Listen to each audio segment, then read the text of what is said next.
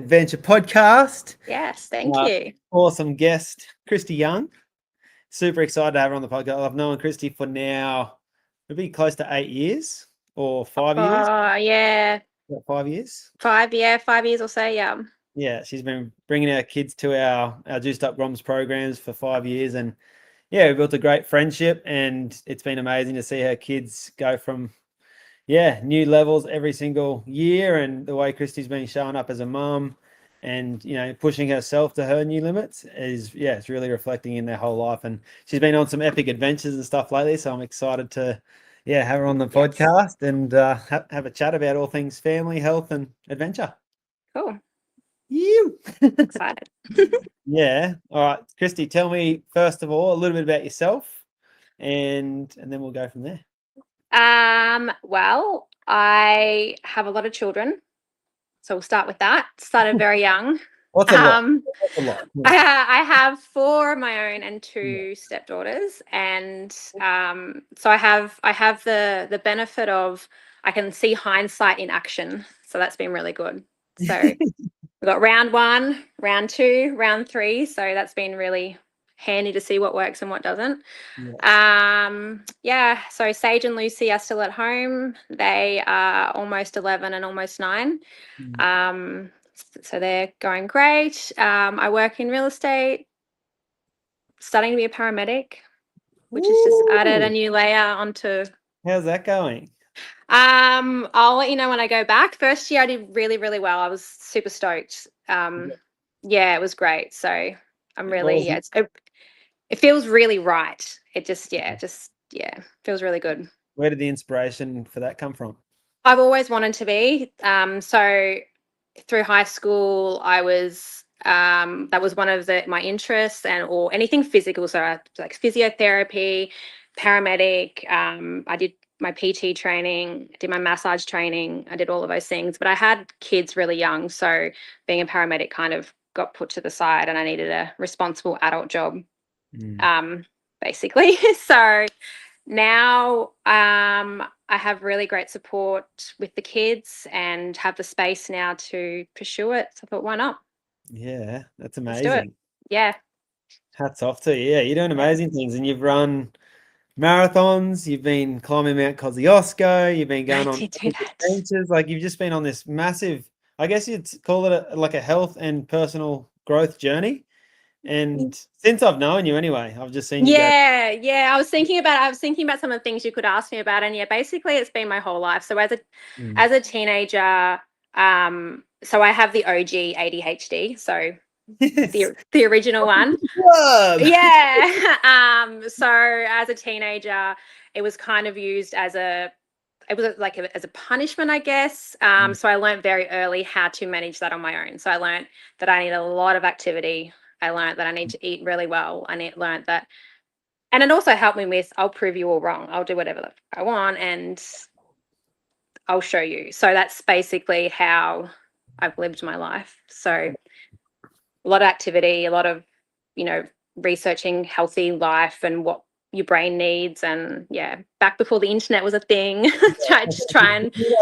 you get like an official diagnosis or something like that? Yeah, as a teenager I did. So my grandmother, she's just used it as if you don't start settling down, or if you don't start being responsible and controlling your energy, this is what we're going to do. So it was used as it wasn't a positive thing as it is now. People see it now, I guess. It was more of you're a troubled child type thing. So I just had to decide then, I'm not having that. I'm not being medicated. I'm not doing any of that. I'm just going to figure out what I need to do to rein it in, I guess, or where to send that energy. So that's how that all happened.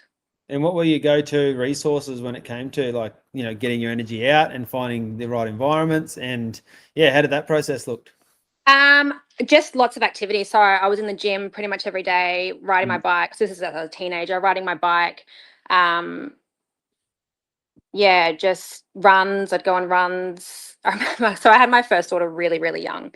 And I remember running the streets so pregnant just to get the energy out of my body, and also because I was done with it. But even that, like, just learning how much I needed and what I needed to do and what I needed to eat to make sure that I Mm. could control the energy and my brain and how it was functioning. It was And- all trial and error. yeah. And did you find it challenging, or were you embracing it all and like actually sort of enjoying that process of what worked? Um, I've never really thought about that. I just did it. Yeah. Yeah, it was never really a challenge. I think it was more of a challenge being that I couldn't just do what everyone else did. Mm. Like I knew that, your friends are out partying and drinking and whatever. And I did go through that, but Mm. very quickly learned that that was not going to work.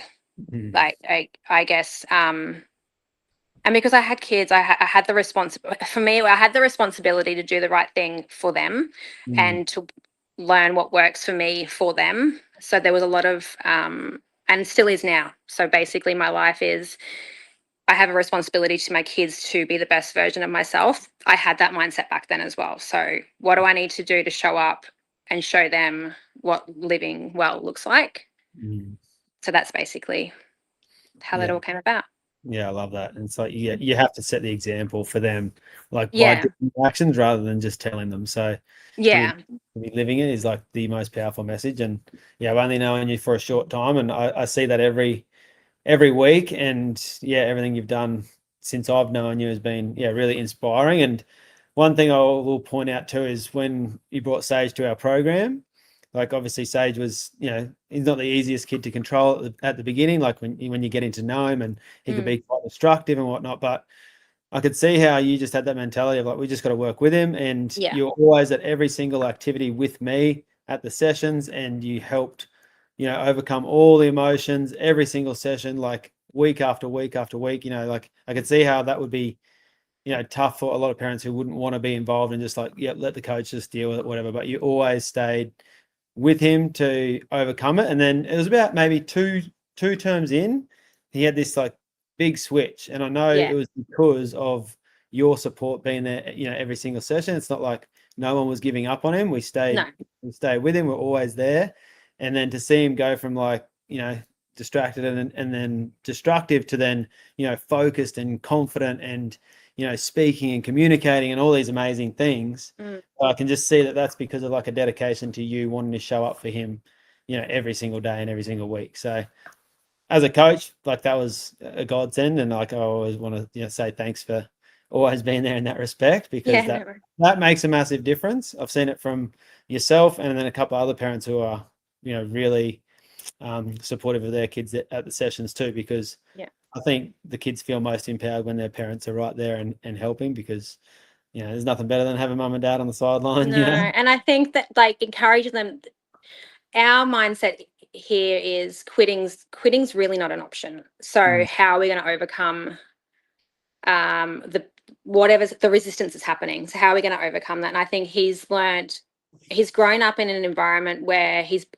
been put into challenging situations basically since birth. So he's Mm. been put into situations where he's had to overcome physical challenges or learning to be around new people or new situations. So I think that mindset of we're doing this, we're committed to this, how are we going to get through it, Mm. really just is just how we do things. So Yeah. yeah. And do you think all the like adventures and hikes and things you do now are making a huge difference when it comes to, them pushing through and overcoming those, like that resistance when they feel like quitting? I think so, yeah. And we moved up to the Sunshine Coast when I was pregnant, just before I had Sage, and we joined Wildlings Forest School, Forest Mm-hmm. Kindy. Amazing, amazing service. And so he was born into that. So he was born into an environment where we were out in the bush once a week by the creek, overcoming challenges, doing activities, being in the rain, being in the cold, being in the heat, just really working through the obstacles of whatever was happening that week. And I think that really, and I have been told by his therapists and his doctors that putting him in those environments from birth has actually really helped him develop the way he has. So Mm. although he does have, he has autism and he does have the brain, the challenges, the way he's been brought up has really helped with his coordination, his motor skills, his ability to overcome challenges. He's a great problem solver. He can work with lots of different people, and that's really just because that's just how we live our life, I think. So Yeah, there's lots of yeah, power because I guess, yeah, kids in that autism spectrum, and like they often get drawn to the things that don't serve them very well. You know, the poor diet, the easy things, yeah. the screens, you know, the lack of connection to nature, and then Mm. it's very hard to come back from that. So I think, yeah, what you've done, even though it might feel challenging because you're always got to be doing something and being with them and organizing things, it can be hard, but at the same time, the result long term is so much. I think that's I think that's why we keep going. I mean, if anyone's ever heard us going up a mountain with him or any of the people that come with us, I need to record it sometime because it's the whole way is just, you can do this, you're doing great. You know, we have lots of snack breaks, we have lots of water breaks, but he Yeah. doesn't quit. Yeah. I mean, and if we let him, I'm sure he would, but he gets to the top and then he races us back down. Like he just gets to the top. He's like, wow, look at this, look at that. And I think that sense of empowerment and accomplishment, and for all kids, like Lucy's the same, she just loves it. Mm. But I think you yourself need to be, as a parent, strong enough to be like, no, we're doing this and this is the best thing for you. And I'm going to find the right resources and words and encouragement and what works to get you to that, whatever it is, that mountain or that hike Mm. or that swim or that, getting to school even sometimes, the getting to, doing groms, doing a full session of groms, like just overcoming, knowing your kid well enough. Because there were times at groms, even when I've said, no, we've got to call it. Mm. He's really like, but I think it's knowing that when to push them and when to be like, no, we're good. Yeah. Yeah, for sure. And that you're very aware of that. And then, like, obviously, I got to know him very well, and Yeah. he'd And sometimes like, look, it's just not going to happen. But yeah. 95% of the time, he Yeah, was exactly. all about it. And like, even if he was slowing down, I'd be like, come on, Sage, like, and push him through it, and he'd be fine. Yeah. So Yeah. I think there's a really, really powerful message, you know, especially if at a young age, if he keeps pushing through these challenges, even when he's saying, stop, I don't want to do it. And Yeah. you get to the top, you get to enjoy the view, you get the result. Like Yeah. that's like so empowering. Like if we constantly give in to kids and don't let them face challenges and always, you know, get their way, you're Yeah. literally setting them up for failure. And I Exactly. wholeheartedly believe that Mm. sometimes these days are too quick to give them what they want without Yeah. facing the challenge to overcome, you know, even though there is resistance to get a result. And Yeah. by cutting them short, letting them quit, that's like in the real world, it's just never going to serve them. It's never going to work. And I think there was a saying, I can't quite remember what it was, but it's, you either choose the hard now or you choose the hard later. So you choose the hard now of making your kids competent, resilient humans, or you deal with the consequences of lazy, incompetent, never leaving your house adults. And I'm not doing that. I'm not about that. So I'm not going for that. no. So your job as a parent is to make yourself redundant. And in doing that, you need to make them resilient and capable and able to solve problems and overcome challenges when you're not around. It's like Yeah. they need to learn that they have the skills and the resources and the internal you know nature just to do it on their, like they can do it, they can achieve it. So that's how I've raised them Yeah. all, and so far we're succeeding, so I'm just going to keep on that path. Yeah, on a roll, and like I've loved watching, yeah, particularly Sage because I work with him and Yeah. seeing his transformation. Like it's phenomenal. Like the last 3 years he's been in the program, and yeah, it's come along in leaps and bounds. It's like very fulfilling. But I know we only see him for an hour and a half. Yes, he loves the program, and yes, we have a great relationship. But I know the other, you know, 100 and something hours in the week Yeah. with you, you're doing all the right things too. You really embody what we believe, which is, you know, connecting with nature, eating whole foods, moving the body, and that's where the real results happen all the time when we have families who embody what we teach rather than just come in to do a session, run around, and then that's it. The rest of the week is screens and, you know, no responsibilities, no challenges, and they're left to their own devices. So Yeah. they have a much slower journey when it comes to the process. Yeah. But I think it's hard. It's hard when, yeah, like you said, you choose your hard, and so, like I just see, you know, kids who struggle with their emotions and outbursts and tantrums and whatnot, but then like they're getting fed all these processed foods with sugars and chemicals and whatnot, which basically are a trigger. And I find that difficult to, I guess, see, especially in like the line of work when your message is to change that. So how do you go about when it comes to the kids when they do have resistance? They say, "No, I don't want to eat that," or I don't want to do this." Like, what is your approach to make it for them? I I'm going jumping about. I have been humbled, I will tell you. I Yeah. was of the old school thought of kids won't starve themselves. So that's how the first round of kids were brought up. This is what we eat. There were a few exceptions that we had, but I guess the benefit I had with the older kids is I raised them myself. So I was 100% like, there was no outside influence. So it was a little bit different then, but basically this is how we eat, and that's it. You go out to your friend's house and whatever, you do what you like there, but in our house, this is how we eat. Is that how And you then brought up? no. No, no, not at all. None of my life now resembles my life growing up. This is it was all how we do it now. No, the opposite, basically. So you've recognized the things I recognized very early on. My brother and I have had a lot of conversations about this. We recognized very early on that how our upbringing was not how we were going to live as adults. So so I had the older kids, and it's basically this is what we're eating. And then I had Lucy, and she was brought up the same way: meats and fermented foods and bone broths and all of the good things. And then she decided at 4 that she didn't eat meat anymore. And then didn't eat eggs and didn't eat things like that. So it's been a learning curve for me, accepting that sometimes you really do need to let go a little bit. So we still eat very, very well. I know my adult kids, like the grown-up kids, come home and go, "You would never have let us do that or eat that or choose that," or but again, it's just knowing the limits of your kids, I think, as well. Knowing your kids well enough to know I can push this or I can't. With Sage, we're very lucky. He'll pretty much eat whatever you put in front of him. He loves his steak, loves his eggs. Same, was brought up. His first food was cultured wellness coconut yogurt, and his bone broth and his, lamb bone type situation. So,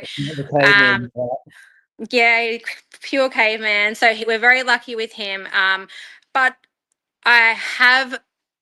we have separated homes. So I'm very much have let go of whatever happens outside of our house happens. There are a few comfort foods that we allow in our house now that I never would have, but just knowing and understanding the conflicting views. Yeah, the conflicting, and just accepting that sometimes you just need to let the reins go a little bit when you have kids that are, but not all the time. So we're not out eating takeaway, and we're not, our takeaway is sushi. Like, I'll never say no to ice cream though. That's my only thing. That's pretty good. Yeah, ice cream. We're always having, if we do an adventure or something, you can pretty much guarantee we're stopping to get ice cream on the way home. Like, that's just our little ritual that we have. So our house is 95% whole foods and all of the good things. I've just had to accept, Lucy's really not eating meat, and we're dealing with that. And Sage will rarely touch a vegetable, but he'll eat all the fruits and all the meats and all the things. So it's kind of just, I've had to just let go a little bit, I guess. Perfect. With that, Yeah, I guess the challenging thing is, when it's 1 week here and 1 week there, and it's like going back and forth. But like you said, like, you can only do your best when you have your time. It's like Tom Brady, like when he first started playing football, like he'd only get one or two throws a game. He's like, but I made sure those 2 throws were the best throws I could possibly do. So I think that's a great way to show up and just leading by example. And then I think very, very good message too, with having very minimal like processed food and things in the house, the comfort food that's available, and just making, cleaning out the pantry, cleaning out the fridge, and having things just there that are healthy and going to serve the kids the best. Because I do believe that the kids that only want the chicken nuggets, they only want the chips, or those things. I Mm. don't believe that that's the case. I think that's giving into their their needs too easily. Yeah. And there is so many amazing things out there that we can alter and change to help them, I guess, Yeah. because it's not sustainable like long No, term. it's not. No, and it's not good for their brains. Yeah, that's right. Long term, it's really detrimental, and Mm. it's going to take some awareness, especially I think now you got the food plus screens. Like I Mm. saw a study the other day about how it's affecting kids' brains, and Yeah. that's literally going to be like the demise of our species, because this next generation is raised on iPads and phones and these things that Yeah. are turning their brain to mush. I saw a statistic that this is the first generation ever that hasn't surpassed its previous generation. It's actually regressed Regressing. Yeah. all of human history. Yeah. It's crazy. Yeah, because of phones. But so let's talk a little bit about adventures. I want to speak, I guess, for your couple of big ones that stand out to me was your marathon Yep. and your trip to Kosciuszko with the kids for Yeah. your birthday. So That was. yeah, like what's your mindset when it comes to adventure? Like you obviously want to do it for yourself because you personally love adventure, but doing it for Mhm. your kids, like what are you trying to teach them, and what are you, I I'm. guess, what are you doing for your family in that respect with all these adventures? I'm. My to teach them to be brave, to take Mm, chances. That they can do anything they set their mind to. So with the big kids, I actually took them around the world for 6 months with no plan and um 3 weeks worth of money to survive on while we waited for a block of land to sell. And I literally just went, I've got enough plane tickets, 3 weeks to survive. Let's just go and hope that it all works out. And it did. yeah. Um, so I've always kind of been that way. Like, let's just figure it out. Let's Mm, just teach them that you can go, you can do these things and you can do the hard things and you can set your mind to something and just figure it out as you go. yeah, you'll make Um, it work. you'll make it work. You'll always make it work. So, Mm, yeah, with the marathon, it kind of went, I've always loved running, but after having the younger two, it kind of took a back seat for a little while. I just didn't have that, they weren't in daycare or anything, and I didn't, Nick worked away a lot. And so it kind of just took a back seat. And then a friend of mine and we decided to do the bridge to Brisbane, I think it was a few years ago. And then we did that and we're like, you know what? Let's try a half marathon. So we yeah, did that, did the Brisbane half marathon, loved that. And then we went, sure, let's just book and do a marathon next year. So I that's did. amazing. We did. And it was really cool because the kids got to see me finish at the end, and Lucy did the 2K one, and she just loved that. And it was just really, and again it was just, I did the training, they saw me doing the training, they saw me eating for the goal, they saw me recovering, they saw me having bad days, they saw me wanting to quit. There were a few times when I had uni assignments and work and them and the training runs that were getting really, really long. I'm just like, I can't do this anymore. But I Mm, did. They saw that, me overcoming those and saying I'm going to do something and then completing it, I think really even if they don't know it now, is really something they really will benefit from in the future. follow through with what we say. Yeah, so I know that Lucy's got that instinct in her. Like, they both do, but I know Lucy specifically has that. I'm going to do it, and nothing's going to stop me. So it's really great that one of them's has that. But yeah, that's how the marathon happened. It kind of, that's how pretty much everything happens. I kind of Do just the go, I'm going to do this, and then do it. So do the kids um, ask co- you questions when you're in that process, and like they see you having those up days and down days, and are they cute? um, Are they just watching, going, "Whoa, mum's crazy"? no, I think that anyway. they think that anyway. I don't know if they specifically notice it, but I do now very much talk about what's happening. I Mm, think being the only adult in the house for half the time, there's no one to buffer that, and I can't just go and lock myself away and not tell them what's happening. So if I'm having bad days and I'm with them, they're going to know I'm having a bad day, and they, or I can just be like, I just had a really bad training run, and this assignment's really hurting, like, I'm struggling with it, or whatever it is. mm, I think I would rather them know that I'm having a hard time and then the reason why, rather than just lock myself away and then them have no idea what's happening and then wondering if it's them and that confusion of, why, the up and the down and what's happening. So yeah, happy, sad, angry, whatever, they are aware of what's going on basically. So A really, really good approach. I love yeah, that. and then I think then that gives them permission to be like, oh, actually, it's okay to have those feelings. It's okay to want to quit and not. It's okay to have, be training and working towards something and it being really, really hard, but you doing it anyway. I think that's the key point of them knowing what's happening and me explaining what's happening. Yeah, that's epic. And then after the marathon, that led to your birthday adventure to you're talking about. No, the birthday was first. Oh, the birthday was The first. half marathon and then my birthday. Yeah. So Kosciuszko was the same. I kind of went, I was turning 40 and I don't really drink at all. And I didn't really want to like, I really just wanted to spend the time with my kids. And I'm like, how does that look for me? And then thought, you know what? The highest mountain in Australia for my 40th? Yeah. Absolutely. That just sounds like the best idea. And that's how it happened. That's just pretty much, Yeah. this is what we're doing. I messaged the big kids and said, this is what we're doing. And they're like, obviously, of course, that's what, like, Yeah. it's great that they don't even question, honestly. And yes, we road tripped it down there. Lachlan, my oldest, like road trip down and we picked Taylor up on the way. She flew halfway. And yeah, we did Kosciuszko for my birthday. 40 years old, standing at the top. It was Yes. great. With the family. With the family, yeah, it was, yeah, that experience just, yeah, I couldn't, I can't explain it honestly. I'm so grateful that I have that I have them, even at the grown-up kids, as wanting to still do that with me, wanting to, go, oh my God, my mum's crazy, but we're going to go along for the ride. That's one of my greatest accomplishments, I think, is just that they still want to do silly stuff like that with me. So That's epic. How long was yeah. that trek up? So the full trek I think is 18 kilometers. I paid for us to get the ski lifts to the 13-kilometer mark, or 5Ks up. So the whole bit that we did was 13 kilometers.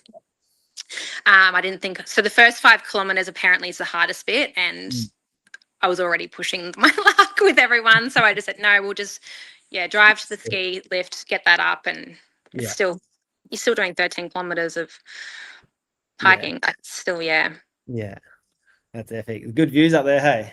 good, great views, and we just missed a massive storm. Like the universe was really looking out for us that day. We got back down, didn't even know a storm hit. We went for dinner that night, and the lady's like, "Oh my God, you were up there. Were you there when the storm hit?" And we're like, "What are you talking about?" But apparently, it got shut down, and people had to be evacuated off, and it was a whole thing that we just missed. So That's it was crazy. great. Was there any snow up there when you went, or? No snow. Yeah, I've been to the same point, but I didn't hike. I just caught a ski lift. Yeah. Took the easy option, but I love that. Yeah, I love that idea of a family adventure, especially to celebrate the 40th, and that's just another milestone and another feather in the cap. So, yeah, what's next, Kristy? We've decided to enter our camping era. Yes. So we camped a lot when I was still married, but since then I kind of was a little bit hesitant, I think, or I'm not sure. I was a little bit, I don't know if I can do it on my own. And then last year I went, you know what? We're not doing that. We're not playing that game. We're not playing the can't do things on our own game. So I just slowly started buying little bits of camp, like literally a tent, basically everything from Kmart, just the absolute basics. I had the smallest car in the world, so everything had to fit in that. So we've started that. So April school holidays, we're doing a road trip out to Carnarvon Gorge and hiking through there. And then we're going to continue on and do the dinosaur trail. So through Longreach and all that area, there's the dinosaur, the fossils and things. So we're going to do that. That's Museum. Pardon? And the Qantas Museum. Yeah, and the Qantas Museum. Yeah, all of that. Yeah, so Sage will turn 9 on that trip, so he's super excited. That's his birthday trip. Yeah, so that's the plan. That's the next trip. Yeah, epic. And you've been enjoying the Family Adventure Club. I've been absolutely, yeah. Getting a few little adventures just to do, I guess, weekly, last week you did all 4. I said a month worth of activities, and you did them all in a week. So I think the other thing, because I only have the kids half the time, I kind of feel a responsibility of squeezing a year's worth of experiences into 6 months, basically. So, but as I said, we do something most days anyway. So just the fact that I can just go on the app and go, I don't have to think about it. This is what we're going to do, and so that's what we did. Cool. So you do Yeah. find that helpful? Like in my mind, I'm like, oh, it's a great idea, but then to have like real life feedback as a parent, like, what are we I going to do? think, yeah, you've taken the thinking out of it. So I mean, you saw like, so the beach sunrise. I thought, well, we do that every day. Like we live at the beach. So Yeah. I thought, how can I make that just a little bit more exciting, I guess, for us? And that, you know, Emu Mountain's just down the road. We could make that work. So Sage has asked. This kid has asked every day since, when are we doing another sunrise walk?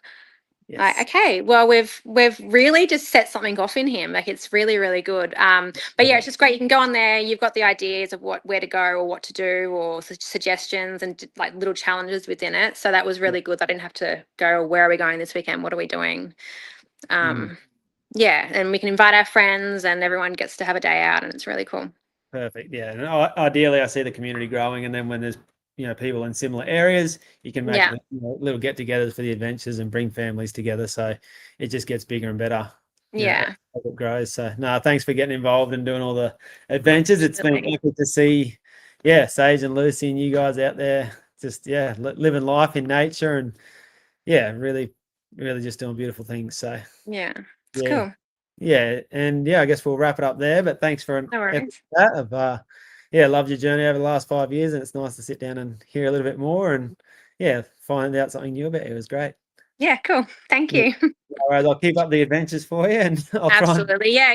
I'll have to where make are the new ones. throw in some more. Yeah, that's awesome. All right, thanks heaps, Kristy. Thanks, Chris. Have a great day. You too. Bye. See ya.